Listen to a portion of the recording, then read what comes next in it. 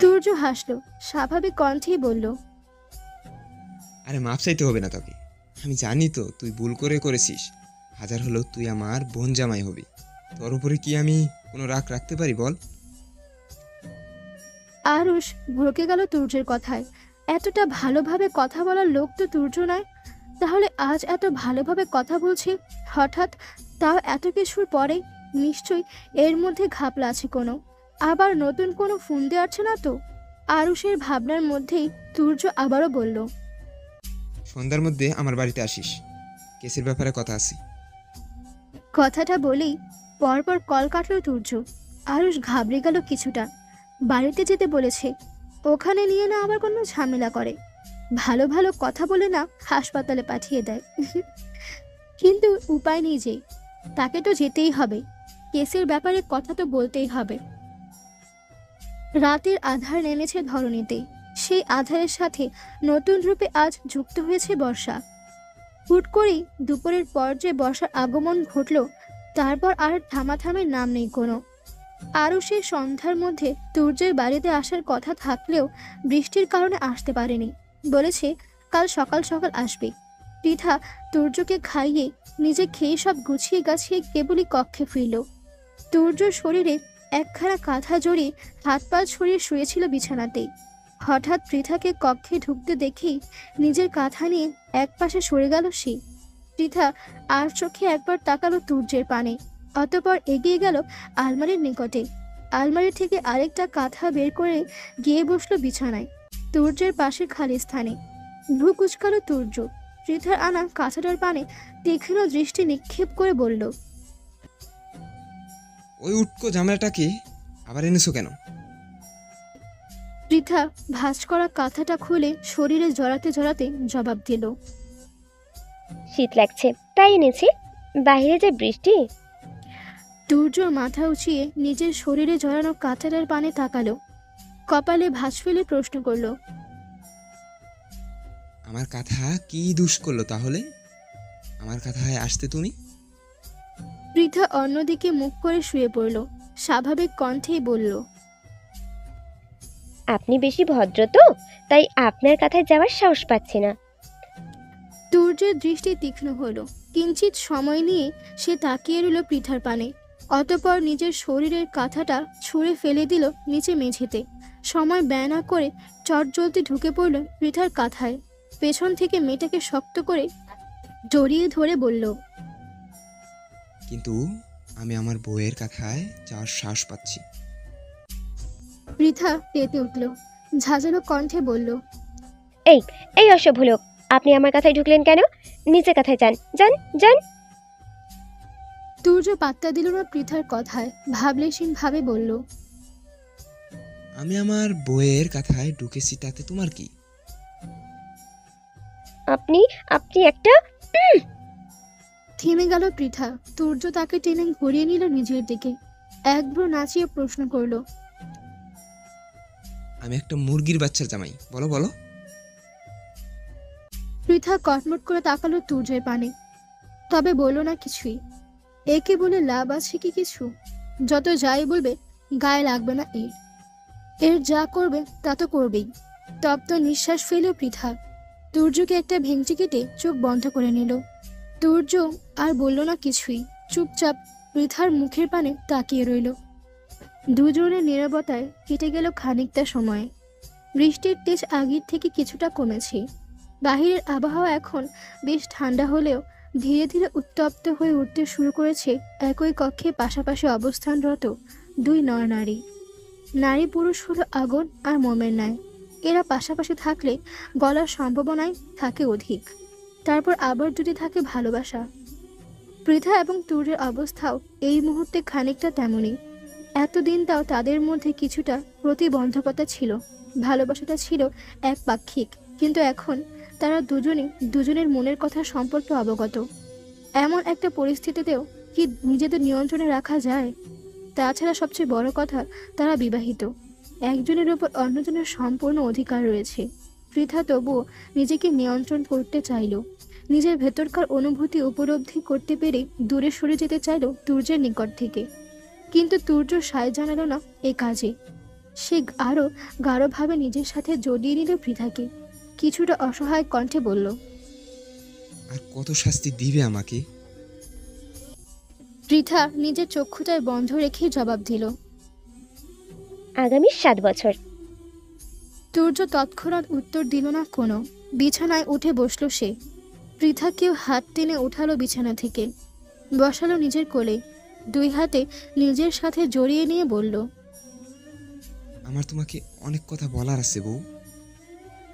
পৃথা আজ কোনো বাধাহীন ভাবে বলল, বলুন, আমি শুনতে চাই আপনার সব কথা। তুর্য মাথা রাখলো পৃথার কাঁধে, শান্ত কণ্ঠে বলতে শুরু করলো, তোমার সাথে আমার জোর করে বিয়ে দেওয়া এবং আমার ক্রোধে বিয়ের আসর ত্যাগ কোনোটাই তোমার অজানা নয়। বিয়ের আসর ত্যাগের 1 মাসের মাথাতেই আমি দেশ ছেড়েছিলাম, পাড়ি জমিয়েছিলাম ইংল্যান্ডে। কিন্তু সেখানে গিয়েও আমি শান্তি পাইনি। প্রতিটি মুহূর্তে তোমার অবাধ্য পিছুটা আমাকে তাড়া করে বেরিয়েছে। বারবার মনে হয়েছে আমি ভুল করেছি। যতই জোর করে বিয়ে হোক না কেন, আমি বিয়েটা তো হয়েছে। আবার তোমার আর আমার বয়সের পার্থক্য ভেবে বারবার পিছিয়ে গিয়েছি। বিশ্বাস করো, আমি তোমাকে অনেকবার বলার চেষ্টা করেছি কিন্তু পারিনি। তোমাকে বলতে আমি অন্য মেয়েদের সান্নিধ্যে পর্যন্ত যাওয়ার চেষ্টা করেছি, তাও পারিনি। কোনো মেয়ের পানে তাকালেও আমার অবচেতন মস্তিষ্ক বারংবার তোমাকে স্মরণ করেছে। তোমার অদৃশ্য এক পিছু টান তোমার প্রতি আমাকে আসক্ত করে তুলেছিল ভীষণ বাজেভাবে। ধীরে ধীরে আমি বুঝেছিলাম আমি তোমাকে ভালোবেসে ফেলেছি। তোমাকে ছাড়া আমার একদম চলবে না। বারবার তোমার কাছে ছুটে আসার চেষ্টা করেছি, কিন্তু সে পথটাও নিজের হাতেই বন্দি করেছিলাম। দীর্ঘ 5 বছর তোমার জন্য ছটফট করতে করতে নিজের পড়াশোনা শেষ করলাম। ছুটে আসতে চাইলাম দেশে, সকলের অগোচরে আমি এসেছিলামও দেশে, কিন্তু আবারও বাবার ব্যবসার কাজ আর আমার জীবনের সবচেয়ে বড় একটা সিদ্ধান্ত সব কিছু বদলে দিল। আবারও 2 বছরের জন্য আমাকে তোমার থেকে দূরে সরিয়ে দিল। আমিও তখন সেই দূরত্ব মেনে নিলাম, কারণ আমি ভেবেছিলাম আমি তোমাকে সেদিন ছেড়ে গেলেও আমার পরিবার ঠিক তোমাকে আমার জন্য রেখে দিয়েছে। আমি দেখেছিলাম আমার মা তোমার জন্য কতটা আবেগী ছিল, কিন্তু সে যে তোমাকে আমার করে রাখতে পারেনি কিংবা মাঝখানে এত কিছু ঘটে গেছে আমি বুঝতে পারিনি। আর রইল খোঁজ খবর নেওয়ার কথা। আমি যখনই বাড়িতে কল করেছি তোমার একটা খোঁজ পাওয়ার জন্য আমার হৃদয় আঁকু পাকু করেছে, কিন্তু লজ্জায় মুখ ফুটে তোমার কথা জিজ্ঞেস করতে পারিনি। আমি তো তোমাকে ছেড়ে গিয়েছিলাম, তোমাকে দূরে ঠেলে দিয়েছিলাম। কোন মুখে আবার বাড়ির লোকদের কাছে তোমার কথা জানতে চাইতাম?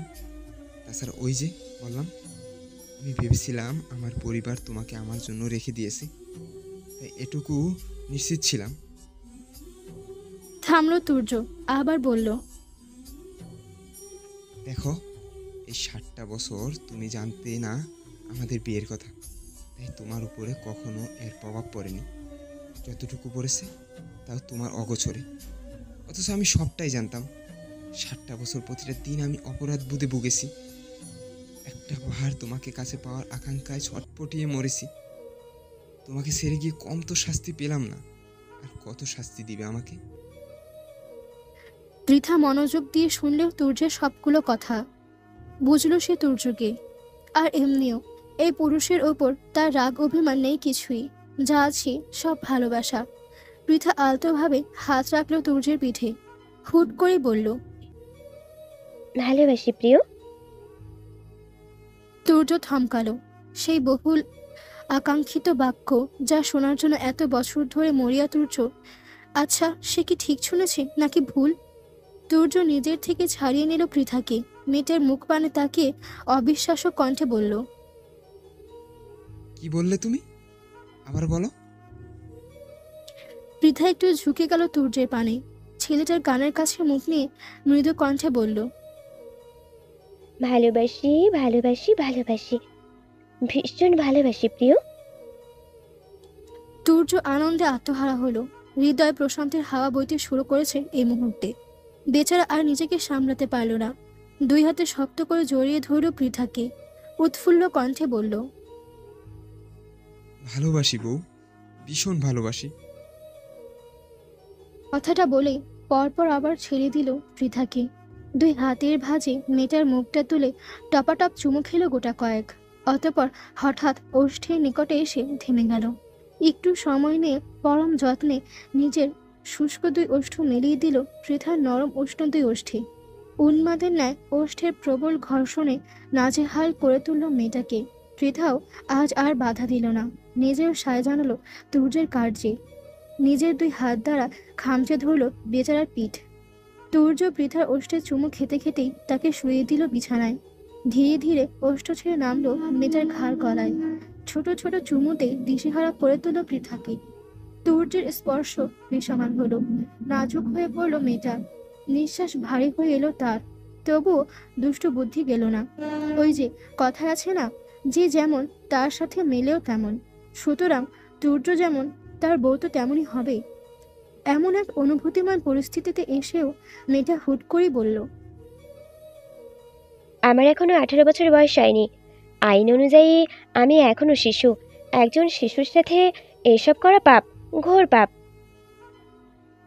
তুর্য মাথা তুলল পৃথার গলা থেকে, অত্যন্ত ঠান্ডা কণ্ঠে বলল, মারতে চাও আমাকে? না, শুধুমাত্র। আর কিছু বলতে পারল না পৃথা। তুর্য একটু ঝুঁকে আকস্মিক বেশ শক্তপোক্তভাবে কামড় বসিয়ে দিল মেয়েটার ওষ্ঠে। চেঁচিয়ে উঠল পৃথা, ওষ্ঠে হাত বুলাতে বুলাতে বলল,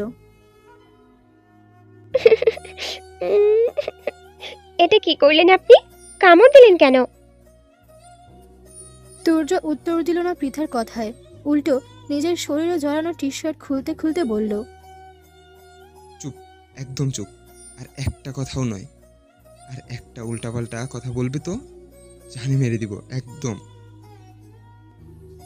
পৃথা ওষ্ঠ প্রসারিত করল, ডান হাতটা উঁচিয়ে তর্জনী আঙ্গুলটা দ্বারা আলতোভাবে স্পর্শ করল তুর্যের নগ্ন বক্ষ। কণ্ঠে দৃঢ় বিশ্বাস নিয়ে বলল, পৃথাকে জানে মেরে দেওয়ার আগে তুর্য চৌধুরী জানি চলে যাবে। তুর্যের দৃষ্টি শীতল হলো। পৃথার হাতটা চেপে ধরল নিজের বক্ষে, মৃদু কণ্ঠে বলল, এত বিশ্বাস? পৃথা হাসল, দৃঢ় কণ্ঠে বলল, নিজের থেকেও বেশি। সূর্য চোখে চোখ রাখল পৃথার। প্রশান্তিতে ভরে উঠল তার হৃদয়। যে চোখে এতকাল ভালোবাসা দেখার তীব্র আকাঙ্ক্ষায় ছটফটিয়ে কাটিয়েছে, আজ সেই চোখে পূর্ণ ভালোবাসার অস্তিত্ব দেখতে পাচ্ছি। খুঁজে পাচ্ছি অগাধ বিশ্বাস। এই জীবনে সবচেয়ে বড় পাওয়া, জীবনের পূর্ণতা। তুর্য আর কথা বাড়ালো না। আজ এই বৃষ্টি স্নাত রজনীতেই সে নিজের করে নিতে চাইল নিজের প্রিয়তমাকে। তুর্য আবারও নিজেদের দূরত্ব ঘোচালো, একটু ঝুঁকে মুখ ডোবালো পৃথার ঘাড়ে। ছোট ছোট চুমুতে সিক্ত করলো মেয়েটাকে। ধীরে ধীরে বেসামাল হলো তুর্যের স্পর্শ, ভারী হলো পৃথার নিঃশ্বাস। আর কোনো বাধা দেওয়ার সক্ষমতা হারালো মেয়েটা। ভালোবাসাময় সুখে খামচে ধরলো তুর্যের উন্মুক্ত ফর্সা পিঠ। একে অপরের মাঝে হারিয়ে গেল একটু একটু করে। অবশেষে পূর্ণতা পেল দুটি নরনারী, একটি স্নিগ্ধ ভালোবাসা। ভোরের আলো ফুটেছে, চারিদিকটা ইতিমধ্যে ভরে উঠেছে সূর্যের তীব্র আলোকরশ্মিতে। গতকাল সারা রাত ধরে বৃষ্টি হওয়ার দরুন আজ যেন একটু বেশি চনমনে সূর্যটা। সেই চনমনের সূর্যের আলো চোখে পড়তেই ঘুম ভেঙে গেল পৃথার। পিটপিট করে চোখ খুলতেই নিজেকে আবিষ্কার করলো তুর্যের নগ্ন বক্ষে। সাথে নিজের দেহের পানে তাকিয়েও লজ্জায় পড়ল মেয়েটা। ইস, গতকাল রাতে কি অসভ্যতা মোটাই না করলো তুর্য। অথচ এখন ভাজা মাছটা উল্টে খেতে জানে না যেন। একদম নিষ্পাপ বাচ্চাদের ন্যায় ঘুমিয়ে আছে। পৃথা চোখ তুলে তাকালো তুর্যের ঘুমন্ত মুখশ্রীর পানে। ইচ্ছে হলো হাত বাড়িয়ে ওই মুখটা একটু ছুঁয়ে দিতে, একটু আদর দিয়ে ভরিয়ে তুলতে। পৃথা তাই করলো, হাত বাড়িয়ে ছুঁয়ে দিল তুর্যের ঘুমন্ত মুখশ্রী। মাথাটা ঝুঁকিয়ে আলতোভাবে চুমুও খেলো স্বামীর গালে, কপালে। অতঃপর কি ভেবেই হঠাৎ তুর্যকে ধাক্কা মেরে উঠে বসালো বিছানায়। গভীর ক্রোধে তুর্য আর তার শরীরে একসাথে জড়ানো কাঁথাটা টেনে ঢেকে নিল শুধুমাত্র নিজেকে। ঘুমের মধ্যে আকস্মিক ধাক্কায় ভড়কে গেল তুর্য। ধরফড়িয়ে উঠে বসলো বিছানায়, ব্যস্ত হয়ে বলল, কি কি হয়েছে? পৃথা অগ্নি দৃষ্টিতে তাকালো তুর্যের পানে, ঝাঁঝালো কণ্ঠে বলল, অসভ্য লোক, আপনি একদম কথা বলবেন না আমার সাথে। তুর্য দ্বিতীয় দফায় ভড়কে গেল পৃথার কথায়। সকাল সকাল ঘুম থেকে উঠতে না উঠতেই এর আবার কি হলো? কাল এত সুন্দর মধুময় এক রজনী অতিবাহিত করে আজ বলছে কথা বলবে না। তুর্য নিজের দুহাত বাড়িয়ে জড়িয়ে ধরতে উদ্যত হলো পৃথাকে। কোমল কণ্ঠে বলল, কি হয়েছে তোমার? অন্যায় কি করেছি বলবে তো? পৃথা সরে গেল তুর্যের নিকট থেকে। শরীরে জড়ানো কাঁথাটা আরো ভালোভাবে শরীরে জড়িয়ে পা বাড়ালো ওয়াশরুমের পানে। যেতে যেতে আবার বলল, একদম আমাকে ছোবেন না অসভ্য পুরুষ। আমার আশেপাশেও যেন আপনাকে না দেখি, তাহলে হাত পা কেটে বিছানায় বসিয়ে রাখবো বলে দিলাম। তুর্য যেন ব্যাকুল বনে গেল পৃথার কথায়। রাতে সারা রাত এত গভীরভাবে ছুঁয়ে দেওয়ার পর এখন বলছে ছোবেন না। আবার কি বলল? পৃথার আশেপাশে গেলে হাত পা কেটে বিছানায় বসিয়ে রাখবে। তুর্যের চোখ বড় বড় হয়ে গেল। কি সাহস তার বউয়ের! এ তো তারও এক কাঠি উপর থেকে আসা যাওয়া করে। বেলা গড়িয়েছে কিছুটা, যদিও এখনো সকালের সময়েই থেমে আছে সময়টা, তবে সূর্য তার প্রখরতা ছড়িয়েছে অনেকটা। আর এই সময় চৌধুরী বাড়ির বসার কক্ষে সভা বসিয়েছে তুর্য। জরুরি কথা আছে বলে আজ কাউকে অফিসেও যেতে দেয়নি। আরুষকেও টেনে এনেছে সকাল সকাল। বেচার আরুষ তো তার সাথে কি হতে চলেছে, তুর্য তাকে শাস্তি দেয় কিনা এই ভেবে হার্ট অ্যাটাকের উপক্রম। কিন্তু তুর্য তাকে অবাক করে দিয়ে তেমন কিছুই করলো না। উল্টো আরুষের কাঁধ ধরে বসালো বসার কক্ষের সোফায়। বাড়ির সকলকে উদ্দেশ্য করে বলল, তোমাদের সকলের সাথে আমার একটা জরুরি কথা আছে। উপস্থিত সকলে উৎসুক হয়ে তাকালো তুর্যের পানে। তবে তাহমিনা বেগম বরাবরের ন্যায় একটু ফোড়ন কেটে বললেন, সেই তখন থেকে জরুরি কথা বলবে বলে বসিয়ে রেখেছো আমাদের। এখন এত ভনিতা না করে বলে ফেলো কি বলতে চাও। তপ্ত নিঃশ্বাস ফেলল তুর্য। সকলের পানে একবার তাকিয়ে বলল, আমি চাইছিলাম আরশের সাথে ইরার বিয়েটা দিতে। থামলো তুর্য, আবার বলল, এমন নয় যে আরশকে তোমরা চিনো না, সবাই আরশকে চিনো। আরশ যথেষ্ট ভালো ছেলে। আমার যতদূর মনে হয় ইরার জন্য ওর থেকে ভালো ছেলে আর হবে না। তুর্যের হঠাৎ এহেন কথায় চমকালো উপস্থিত সবাই। আরুষ নিজেও বিস্ময় চরম সীমায় পৌঁছে গেছে এই মুহূর্তে। তুর্য এত ভালো হলো কবে থেকে? এই বাড়িতে ডেকে এনে নিজ থেকে ইরার সাথে বিয়ের কথা বলছে। যেখানে আরুষকে তার শাস্তি দেওয়ার কথা, সেখানে বোনের সাথে বিয়ে দিতে চাইছে। ব্যাপারটা ঠিক হজম হচ্ছে না আরুষের। এর মধ্যে নিশ্চয়ই অন্য কিছু আছে। আরুষ তুর্যের পানে চেপে বসলো। একটু ঝুঁকে ফিসফিসিয়ে বলল, স্যার আপনি ঠিক কি করতে চাইছেন বলবেন একটু? তুর্য আরুষের ন্যায় ফিসফিসিয়ে জবাব দিল, তোকে বোন জামাই করতে চাইছি। কেন, ইরাকে তোর পছন্দ না? আরুষ উত্তর দেওয়ার জন্য মুখ খুলল, কিন্তু সে কিছু বলার আগেই মুখ খুললেন তাহমিনা বেগম। থমথমে কণ্ঠে তিনি বললেন, এরা এখনো ছোট, এখন ওর বিয়ের ব্যাপারে আমরা ভাবছি না কিছু। তুর্য তীক্ষ্ণ দৃষ্টিতে তাকালো মায়ের পানে, গম্ভীর কণ্ঠে বলল, ইরা ছোট, আর আমার বউ তো ছোট ছিল না, একদম খুন খুনে বুড়ি ছিল। মাত্র 10 বছর বয়সে পিতার বাবা মায়ের হাত পা ধরে ওই ছোট্ট মেয়েটাকে বিয়ের পিড়িতে উঠিয়ে দিতে তোমাদের বুক কাঁপেনি? আর এখন নিজেদের 17 বছর বয়সী মেয়েকে বিয়ে দিতে বুক কাঁপছে? হুঁ, নিজের মেয়েরা মেয়ে, আর পরের মেয়েরা তো মেয়ে নয়, তাদের যেভাবে খুশি নাচানো যায়, তাই না? তুর্যের কথায় চুপ হয়ে গেল সবাই। ছেলেটা তো ভুল কিছু বলেনি। সেদিন সত্যিই তারা ভুল করেছিল, যার দরুন ভুগতে হয়েছে ওই মেয়েটাকে। সকলের নিশ্চুপতার মাঝেই উঠে দাঁড়ালো তুর্য। সকলের পানে একবার তাকিয়ে বলল, কি করবে ভেবেচিন্তে আমাকে জানিও। তোমাদের মেয়ে না দিলে আমি আরশের জন্য অন্য মেয়ে দেখব। বেচারা আর কদিন আইবুড়ো থাকবে। কথাটা বলেই লম্বা লম্বা পা ফেলে বসার কক্ষ থেকে প্রস্থান করলো তুর্য। আর আরুষ ফ্যালফ্যাল করে তাকিয়ে রইল তার যাওয়ার পানে। এই লোক আবার হঠাৎ করে ওর বিয়ে নিয়ে আবার এত মাতলো কেন? কি চাইছে এ? বসার কক্ষ থেকে বেরিয়ে তুর্য সোজা গেল ইরার কক্ষের পানে। তার বউ সকালে তার ওপর ছোটপাট দেখিয়ে এ কক্ষে এসেই ঘাটে গেড়েছে। এতক্ষণও সকলে বসার কক্ষে উপস্থিত থাকলেও এই দুই নারী উপস্থিত ছিল না। যেহেতু ইরার বিয়ের কথাই বলবে, তাই তুর্য আর তাদের বসার কক্ষে যেতে জোরাজুরি করেনি। তুর্য দাঁড়ালো ইরার কক্ষের দরজার সম্মুখে, হাত উঁচিয়ে দরজায় টোকা দিয়ে বলল, পৃথা, রুমে এসো তাড়াতাড়ি।